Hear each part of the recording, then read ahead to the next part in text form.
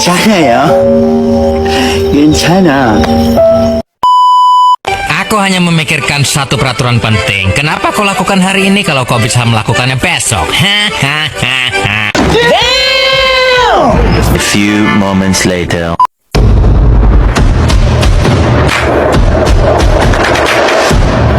Bad.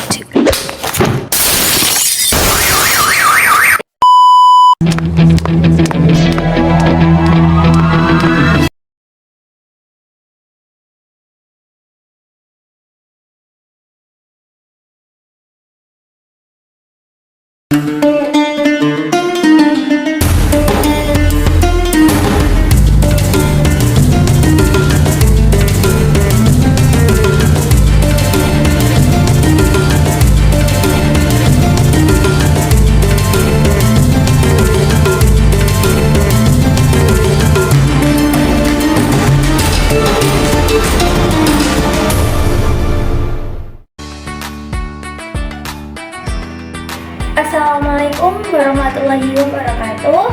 Perkenalkan, nama saya Lutfi Nur Aziza dari Prodi Pendidikan Matematika dengan NIM 2411025. Di sini saya akan menjawab soal nomor 1 dari bab 2 halaman 49 di buku Aswaja 1. Soalnya adalah jelaskan mengapa aliran Asy'ariyah dan Maturidiyah disebut aliran yang paling layak mendapat predikat firqah najiyah atau aliran yang selamat. Di antara para tokoh Ahlussunnah wal Jamaah adalah Imam Abu Hasan Ali al-Asy'ari.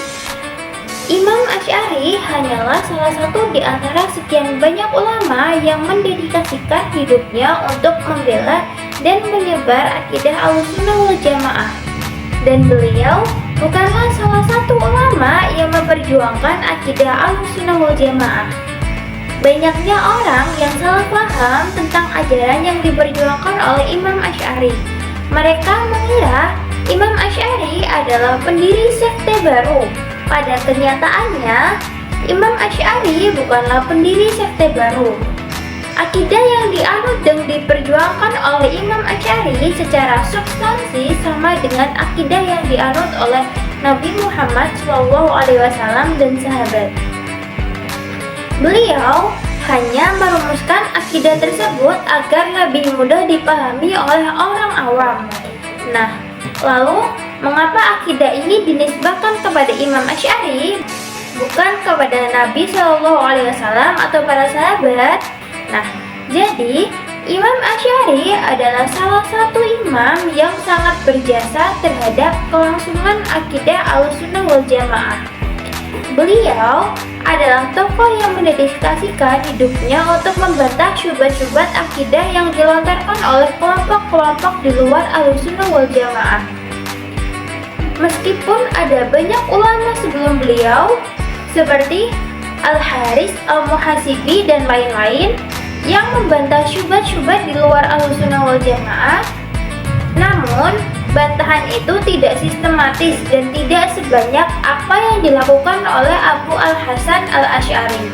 Syekhul Azhar Syekh Muhammad Thayyib di dalam bukunya yang berjudul Al-Imam Abu Hasan Al-Asy'ari Imam Ahlussunnah wal Jamaah dengan mengutip pandangan Syekh Ramdan Al-Buhti berkata, Imam Asy'ari adalah tokoh besar dalam sejarah yang membela akidah para sahabat dan salafus saleh.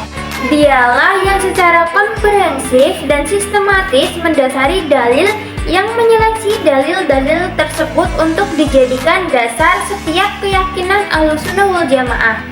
Dia juga tokoh yang dikenal paling dapat meruntuhkan argumentasi kelompok-kelompok di luar Ahlussunnah wal Jamaah. Dari jerih payahnya ini, nama Imam Asy'ari mulai melambung dan harum di Irak, Khurasan, Syam hingga benua Afrika.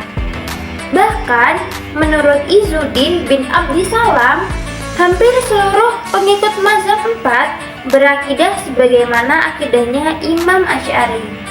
Nah, Di antara penyebab para ulama mengunggulkan Imam Asy'ari dibandingkan para imam yang lain yang sama-sama memperjuangkan akidah Ahlussunnah wal Jamaah seperti Abdul Aziz Al-Makki, Al-Haris Al-Muhasibi, Abdullah bin Qulab adalah: yang pertama, beberapa ulama seperti Ahmad bin Hanbal lebih memilih diam, tidak mau menanggapi akibat tokoh-tokoh di luar Ahlussunnah seperti Mu'tazilah. Mereka memilih sikap seperti itu karena khawatir syubhat-syubhat yang diajarkan di luar Ahlussunnah akan semakin populer di masyarakat dan justru ikut menaikkan pamor mereka. Para ulama seperti Imam Ahmad bin Hanbal bahkan tidak berkenan untuk membuat sebuah buku yang berisikan tentang jawaban terhadap syubhat-syubhat aliran yang berkembang hingga masanya. Hingga hal ini menjadikan Mu'tazilah menganggap bahwa Ahlussunnah lemah secara hujah. Akibat dari hal ini, Mu'tazilah justru menjadi aliran resmi di negara di masa kekhalifahan Al-Ma'mun dan Al-Mu'tasim. Hal ini menjadikan pemikiran Mu'tazilah seperti masalah kemaklukan Al-Quran semakin tersebar di masyarakat. Yang kedua, tokoh-tokoh Aswaja yang melakukan perlawanan pemikiran seperti Al-Haris Al-Muhasibi dan Abdullah bin Qulab tidak sepopuler Imam Asy'ari, dan buku-buku yang dibuat oleh mereka tidak komprehensif sebagaimana buku yang dikarang oleh Imam Asy'ari. Nah, aliran Asy'ariyah dan Maturidiyah memiliki ajaran yang diajarkan oleh Nabi SAW dan para sahabat. Ulama Asy'ariyah dan Maturidiyah membuat metode yang memudahkan orang awam untuk mengenal Allah Ta'ala dengan konsep 20 sifat wajib. Baginya, 20 sifat wajib bukanlah konsep yang membatasi sifat Allah, melainkan ia adalah sifat induk yang mampu dijangkau oleh akal manusia. 20 sifat wajib ini dibagi menjadi 4, yaitu sifat nafsiyah, salbiyah, ma'ani, dan ma'nawiyah. Nah, sifat nafsiyah adalah sifat yang menunjukkan esensi zat itu sendiri. Misalnya sifat wujud, di mana sifat wujud ini menunjukkan bahwa Allah mempunyai zat yang ada. Yang kedua adalah sifat salbiyah. Sifat salbiyah adalah sifat yang berfungsi untuk menafikan seluruh hal yang tidak layak dinisbahkan kepada Allah Subhanahu wa Ta'ala. Yang ketiga adalah sifat ma'ani. Sifat ma'ani adalah sifat yang ada pada kenyataan. Yang terakhir atau yang keempat adalah sifat ma'nawiyah, yang dimana sifat ini secara otomatis ada apabila sifat ma'ani ditetapkan. Perbedaan antara Asy'ariyah dan Maturidiyah tidak sampai menjadikan salah satu di antara mereka saling mengkafirkan atau membid'ahkan, sebab secara esensi keduanya sama. Ih, kesel! Rara kesel banget. Rara sebel sama temen Rara. Jangan jujur. Kesel sama siapa, Ra? Biasanya kan kamu yang ngeselin. Temen Rara minta tolong diajarin melipat kelinci. Dia dapat nilai bagus, tapi nggak bilang makasih sama Rara.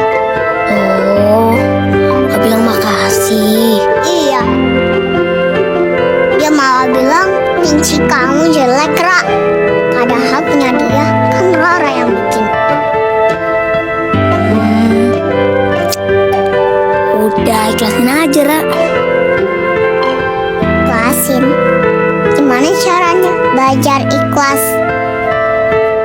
Jadi, kalau Rara sudah berbuat baik sama orang dan orang itu nggak baik sama Rara, jangan kesel. Udah ikhlasin aja. Berarti kalau nungguin makasih artinya nolongin gak ikhlas ya? Nusa, belajar bisa ikhlas dari mana? Belajar dari Uma. Kapan belajarnya? Pas Nusa nangis dan kecewa. Kalau Nusa harus pakai ini.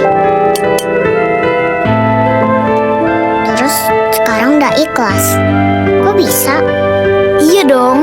Soalnya Uma aja nggak pernah protes sama Allah.